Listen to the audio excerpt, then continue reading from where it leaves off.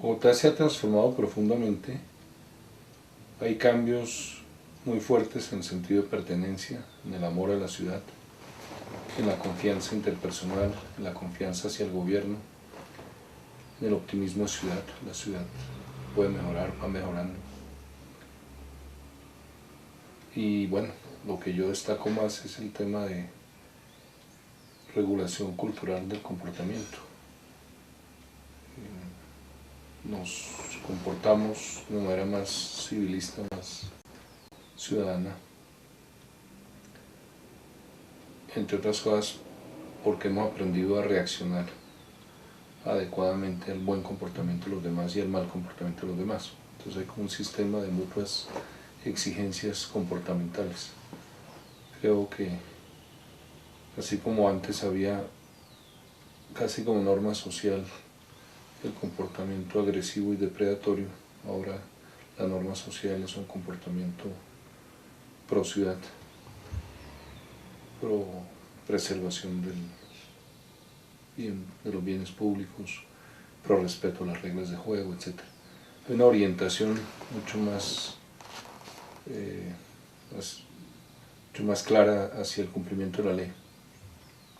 O sea, hay normas sociales, o es norma social básica tratar de cumplir la ley.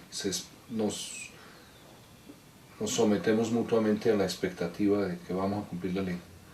Entonces se vuelve más legalista y más confiada en que la legalidad tiene sentido y ceñirse a la legalidad produce beneficios. Uno de los aspectos en que eso se manifiesta es el aspecto tributario. Pero a mí la transformación que más me impacta es la reducción de homicidios.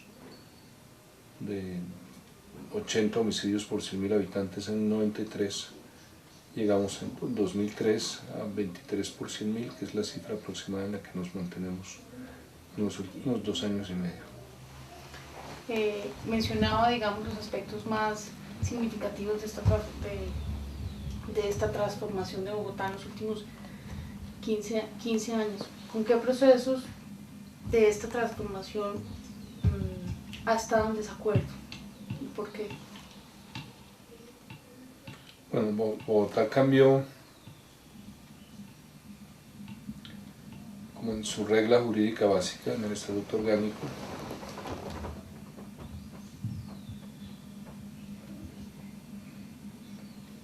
Logró organizar una administración más efectiva, y en lo que no he estado de acuerdo es en la oscilación en torno al clientelismo. O sea, ha habido concesiones, aunque no hemos regresado a donde estábamos hace 15 años, pero ha habido concesiones en gobiernos distintos a los míos en dirección a prácticas clientelistas, nombramiento de alcaldes locales por recomendación de concejales, hojas de vida pasadas por concejales a la administración, algún tipo de contratos en algunos casos, o por lo menos de nombramientos reconocidos en cargos de segundo o tercer nivel. Pero la queja y es más bien no con qué aspecto de la transformación no estoy de acuerdo, sino con que en ese aspecto no hemos logrado consolidar un patrón de conducta permanente, estable. Entonces el Consejo juega a extorsionar, y bueno, el alcalde Lucho, por ejemplo, a ratos parece haberse dejado extorsionar, a ratos no. Pues hay que animarlo a no dejarse extorsionar. Es decir, las decisiones del Consejo no tienen que ser compensadas o negociadas a cambio de favores, gabelas burocráticas. Debe haber independencia de poderes y autonomía de la administración para formar su equipo. Hemos regresado un poco al cogobierno que había antes del Estatuto Orgánico, pues parcialmente, obviamente. Quisiera que recordara algunos de los aspectos más relevantes para el momento de su administración, ¿no? Con respecto a toda la estrategia pedagógica y toda la formación de ciudadanía, que nos pudiera recordar. Sí, pues digamos, yo había vivido en la universidad la distancia que hay entre cambiar las reglas formales, las leyes, los currículum, los currícula. Pues leyes y currículas se cambian fácil, eso es modificar textos sobre un papel, obvio que se necesitan discusiones, consensos, pero eso es como materia configurable. Pero la cultura del día a día de la universidad, de cómo se entra a clase, a qué velocidad se empieza a dar clase, cuáles son los ritmos, cuáles son las exigencias del ritmo entre profesores y estudiantes, etc. Eso no se varía por decreto, eso varía por entronque con tradiciones productivas. Si un profesor llega recién doctorado con mucho entusiasmo, etc., pues comunica a los estudiantes un alto ritmo de trabajo. Los niveles de exigencia interiorizados por los estudiantes cambian fuertemente. Entonces, cuando vi la posibilidad de ser candidato a alcalde, así como había construido en la universidad la idea de cultura académica, pues aquí trabajé la idea de cultura ciudadana. Ahí el principio básico era la mutua regulación entre ciudadanos, o regulación cultural, la autorregulación de cada ciudadano, o regulación moral, y la regulación institucionalizada del ciudadano, que es regulación legal, donde hay autoridades encargadas de hacer cumplir la ley, hay sanciones, hay multa o cárcel, y hay la posibilidad también, que eso fue un aspecto muy desarrollado en la segunda administración, de lograr que la gente cumpla la ley porque adhiere moralmente a ella. Pero en mi primera administración, básicamente, mi tesis básica era lo que manda en la ciudad de la cultura, no es la ley ni la moral de las personas. Son hábitos, son creencias colectivas, son fenómenos de conducta imitativa, pues, como la que estudia la ciencia social. Y bueno, entonces nos pusimos el propósito de construir una autoridad pedagógica que fue encarnada casi como estereotipo en el MIMO, como agente de tránsito alternativo, que no podía poner multas ni cárcel, pero solo explicar, pero además explicar sin palabras, de una manera doblemente no violenta, por decirlo de alguna manera. Y también la tarjeta ciudadana, que mostraba que todos éramos corresponsables del orden de la ciudad en materia de tránsito, que es uno de los órdenes visibles de la ciudad, pero hay otros temas, el tema de las basuras, es también otro tema de mutua regulación, de un potencial muy grande de mutua regulación, la invasión o no del espacio público. Entonces, en algunos casos eso funcionó bien, pues la gente logró comprender que éramos corresponsables de nuestra conducta. O sea, si es maltrato infantil en un parque hoy en día en Bogotá, una mujer o un hombre maltratan a un niño, es muy probable que las personas que están alrededor no se queden indiferentes, sino que acudan. Ahora, a través de temas como la prohibición de la pólvora, se concretó, digamos, como la idea de que el alcalde está ahí para defender unos derechos de los niños, pues entiendan ellos por derecho lo que entiendan a su edad. Pues le cuento una anécdota ahí puntual. Una niña, después de la prohibición de la pólvora, una niña de 3 años, el día de su cumpleaños le pide a la mamá como regalo conocerme. Van a la alcaldía y obviamente la secretaria arregla el encuentro. La mamá me habla de muchas cosas, de las que deduzco que viven las dos solas con la niña, y después, como si dijera cualquier banalidad, dice que cuando yo le voy a pegar a ella, ella levanta el teléfono y dice que lo llama a usted. Ella todavía no sabe marcar, pero dice que lo llama a usted. Entonces, una niña a los 3 años había entendido que la mamá no debía pegarle y había entendido que existía una autoridad que podía, en cierto sentido, protegerla, a la que ella podía acudir. Entonces recuerdo, por ejemplo, eso fue una escena muy fuerte para mí, implicó como un mandato, siga trabajando no solo en el tema de pólvora, sino en el tema de maltrato infantil.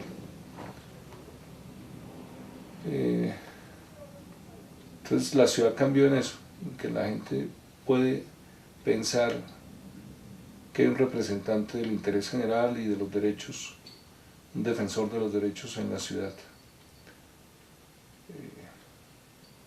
pues también en la lucha anticlientelismo, es decir, si una mamá quiere que su hijo esté matriculado en un colegio, es una infamia total que necesite una recomendación de un político. Entonces mi guerra era total, inscripción en computadores en los colegios, no necesidad de favor de un rector, no, o sea, asignación con criterios objetivos de los cupos, pues, o si no puede lotería, sorteo, pero no traficar con la necesidad de la gente. Y en esta perspectiva de los aspectos que destaca, ¿cómo se imagina Bogotá en 15 años? Pues me imagino a Bogotá como supremamente acogedora por la combinación entre confianza muy grande, seguridad, un respeto por los bienes públicos, una especie de sacralización del espacio público que la propuse desde el 94 y con pues un muy buen sistema de transporte masivo y también con un uso muy intenso de la bicicleta y de otros métodos de transporte alternativo. Una Bogotá que estará siendo considerada como un ejemplo en términos de salud pública por el tema de obesidad, que se habrá vuelto en esos 15 años ya un tema mundial loquísimo, pues, porque nuestro consumo de calorías ha caído vertiginosamente.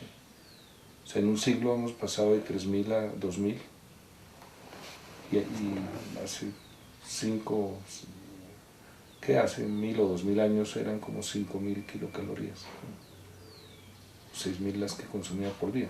Digamos, procurarse las calorías implicaba mucho gasto de calorías. Entonces me imagino una Bogotá pues como sobresaliendo por un adecuado entronque temprano entre temas urbanísticos y temas de salud pública. Y también como un ejemplo de aplicación de perspectivas de salud pública al tema de violencia, al tema de delincuencia. En Bogotá será ejemplo de cultura de la legalidad, de armonía entre ley y cultura. ¿Qué procesos cree usted que se deben implementar para poder ir hacia esa Bogotá que imagina y describe? Pues uno es aplicar el principio de construir sobre lo construido y profundizarlo. Digamos, siempre hay el peligro como de trivializar la novedad y de devolverse y ubicarse antes incluso de la novedad. Entonces uno tiene un problema de seguridad y uno dice vamos a comprar 100 patrullas, pues eso nos coloca en 1980, 1970. ¿No? O sea, hay que mantener viva como la llama de la innovación. Hay que seguir en la ruta de fuerte intervención de las instituciones, que es posibilitada por la cultura tributaria de los bogotanos y por las innovaciones tributarias. O sea, pasamos de 200 millones de dólares a prácticamente 1.000 millones de dólares en 16 años de recaudo de tributos locales, multiplicar por 5. Pues por población no alcanza, no se hubiera ni siquiera duplicado, o se hubiera duplicado, pero para multiplicar por 5 es... Entonces Bogotá tiene más capacidad de autoconfigurarse. Aún así, pues obviamente quedan aspectos como el mantenimiento de las calles, de los barrios, de las vías secundarias, etcétera, que todavía no han encontrado una fuente de financiamiento legítima, pues, como especial. O sea, lo bello de Bogotá es que llevamos varios periodos en que ningún alcalde es capaz de quitarle recursos a salud o educación, quitarle recursos a la expansión de salud y educación con tal de arreglar vías. Entonces a las vías se les invierte los pocos recursos que están por ley destinados a invertir en vías. Y pues cuando puede se cobra una valorización, toma su tiempo y se construyen nuevas vías. Pero pues a mí me gustaría mucho que la ciudad profundizara en la relación entre educación en las aulas y educación ciudadana. Yo creo que la educación ciudadana es como el germen de una competitividad pavorosa, enorme, donde de algún modo el deporte callejero permanente es aprender unos de otros, el deporte en la familia es aprender unos de otros, el deporte en el lugar de trabajo es aprender unos de otros. Entonces Bogotá ha estado muy cerca de pues en cierto sentido lo que pasó con el mimo, con la tarjeta, con el pico y placa, con el día sin carro, es que la gente casi que espera, bueno, ¿y ahora qué nuevo ejercicio hacemos? ¿Qué hay por aprender? ¿En qué la ciudad podría ser distinta? Hay una especie de ánimo de aprender y de ánimo también de sobresalir internacionalmente, de no asustarnos. O sea, hacemos la noche las mujeres y no nos asustamos demasiado sobre como la perturbación de la vida cotidiana. Es una especie de autotransformación de la cotidianidad, la que Bogotá ha ilustrado. Entonces eso le da mucho sentido a los andenes, a los parques, digamos, hay una especie de redescubrimiento de la dotación colectiva, de la dotación urbana, del urbanismo en general como un elemento de calidad de vida, pero además de una vez se da con un buen uso. Es decir, el riesgo de la Bogotá anterior era invertir en infraestructura y luego desvíos muy fuertes de la inversión. Pues, digamos, los andenes de la 15 se construyen anchos y de algún modo se logra que no sean construidos para ser invadidos, digamos. Pero antes del 95, del 94, un andén ancho hubiera significado paraíso para vendedores ambulantes, pues la séptima un poco. Entonces, pues hay una mejor comprensión de cómo funciona la ciudad. Es una ciudad más consciente, con más literatura, con más academia sobre la ciudad. Eso me parece una línea que hay que presionar. Quería preguntarle por último, ¿qué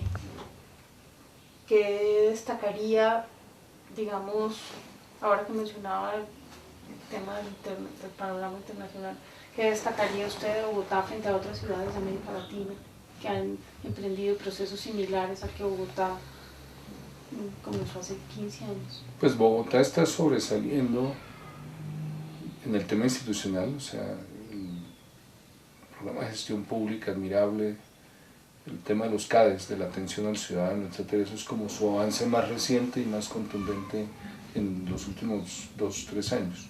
Entonces ha ganado premios en eso.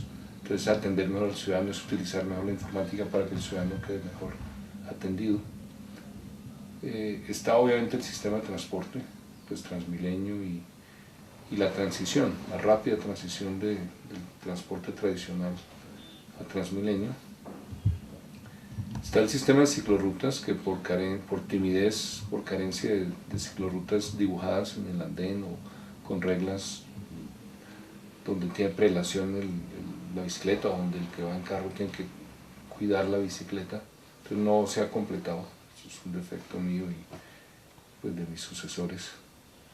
Es decir, por ortodoxia, en la mayoría de las ciudades que he conocido después de haber salido de la alcaldía, Melbourne, Oxford, Londres, París, pues tienen a veces ciclorruta aislada, separada, que es el óptimo, pero a veces lo que la tienen es pintada en el suelo. Entonces, pero aún así el sistema de ciclorrutas es ejemplar.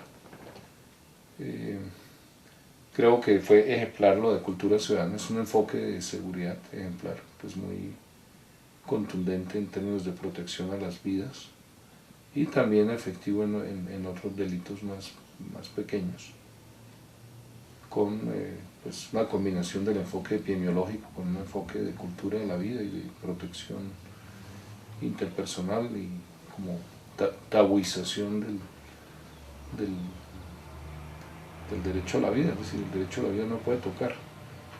Y eso simultáneamente con una técnica pues, de concentrar los efectivos de la policía en ciertas zonas, calificar a la policía, entrenarla en labores de policía judicial, fortalecer la justicia en lo que desde la ciudad era posible, que era básicamente eso, policía judicial.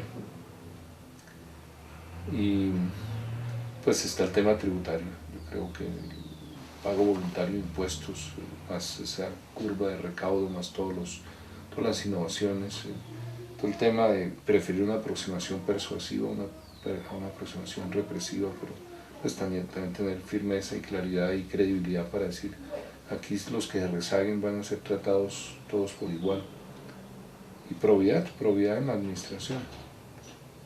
El principio es de construir sobre lo construido, no entrar a desmantelar las principales realizaciones del antecesor.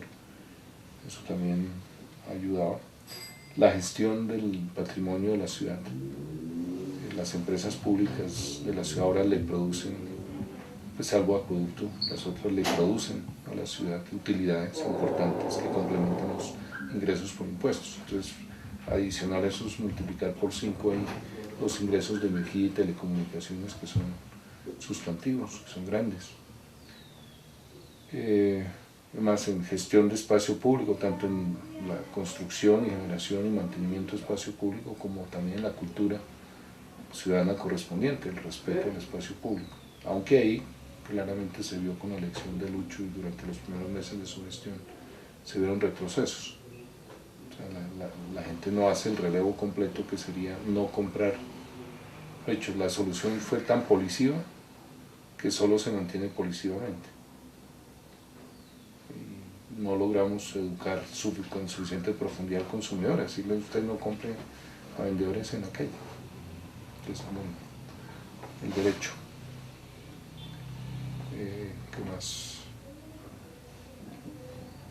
Pues bueno, en gestión hospitalaria, la ley 100 en Colombia estaría completamente desacreditada si no fuera porque Bogotá demostró que puede funcionar. Que de los 22 hospitales quedan solo 4 con necesidad de una inyección presupuestal extraordinaria hacia septiembre, octubre, noviembre, para que termine el año. Los demás programan sus actividades, prestan, o sea, peso que reciben el presupuesto es peso que prestan en servicios médicos, digamos, facturan por actividad realizada y le facturan a las aseguradoras de régimen subsidiado, a las de régimen contributivo y se sostienen como está pensado en el modelo teórico. Buena parte de los hospitales del país necesitan rescate, entonces eso es gerencia. También hay avances muy notables no solo en defensa judicial del Estado, unificación de doctrinas y argumentación, conformación de equipo transversal de abogados, sino también hay una especie de gestión jurídica del riesgo. Entonces, una de las cosas más bonitas que me tocó ayudar a hacer fue en una serie de áreas lo que se llama el marco de gasto de mediano plazo para salud, para educación, previendo. Entonces, escribiendo las políticas, mirando a 10 años cómo se moverían los costos y los gastos y mirando de dónde vendría potencialmente la plata. Entonces la ciudad tiene no solo POT a 10 años, sino tiene proyectado a 10 años varias, pues sus principales áreas de intervención. Destacaría el POT, aunque pues la armonización del POT del distrito con el de los municipios vecinos deja mucho que desear, pero ese es el trabajo iniciado con ciudad-región, que es otro tema que me mencioné. O sea, mi primera gestión, más allá del río Bogotá, era tierra incógnita, y, como los mapas antiguos. Y en la segunda gestión era muy claro que nuestra dinámica y la de ellos eran interdependientes. Me tocaba cada vez más pensar el desarrollo de Bogotá dentro del desarrollo de la región.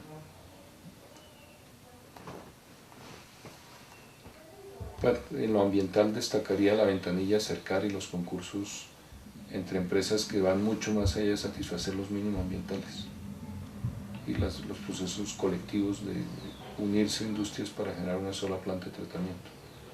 La reubicación, por ejemplo, la pequeña industria impresora, no sé cómo se llaman, tipografías, pequeñas imprentas.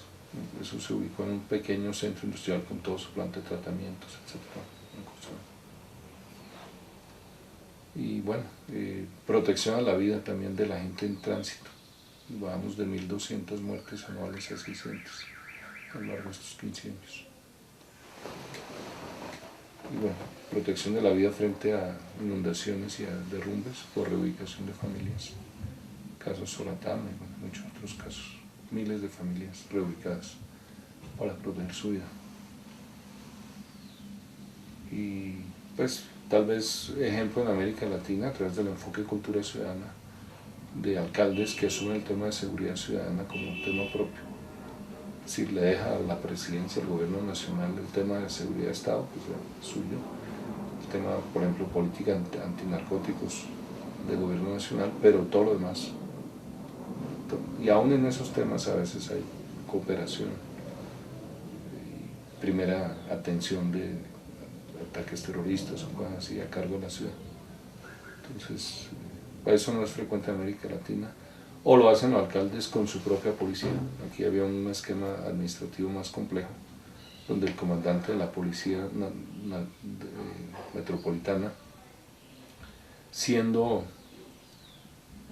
subalterno del director de la Policía Nacional, es al mismo tiempo subalterno del alcalde. Tienen que obedecer sus órdenes sobre temas de seguridad. Entonces ahí pues, se hizo una buena tarea. Georgetown sacó un libro ahí sobre el modelo como integral, pues acentuando la integralidad y la continuidad en el tema de seguridad. ¿Listo? Muchas gracias.